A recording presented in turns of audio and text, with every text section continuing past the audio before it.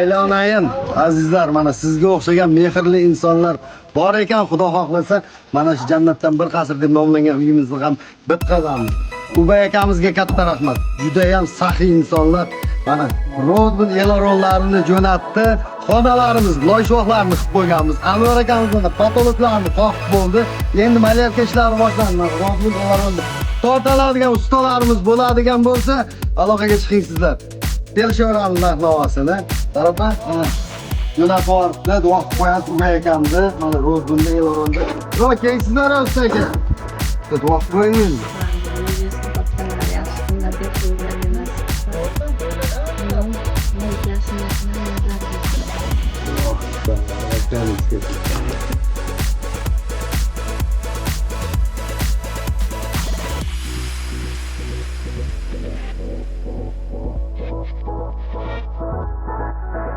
Qarata mana o'zlaringizdan bityapti Xudo xohlasa. Endi bu anday bo'lsa, kvartira yurish yo'q bo'ladi.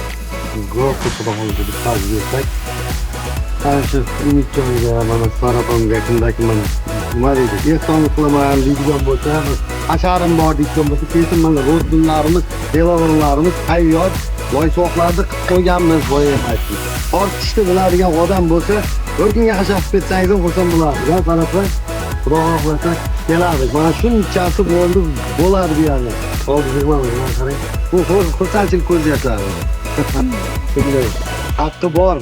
Mana shu opamda ham, buni ham haqqi bor. Bu ham bir yigit bo'lsin hali. Xudo xohlasa. Mana shunday zo'r uylarda mazzaga hammasi o'tib ketgan bo'ladi. Sizlarni yaxshi ko'raman azizlar.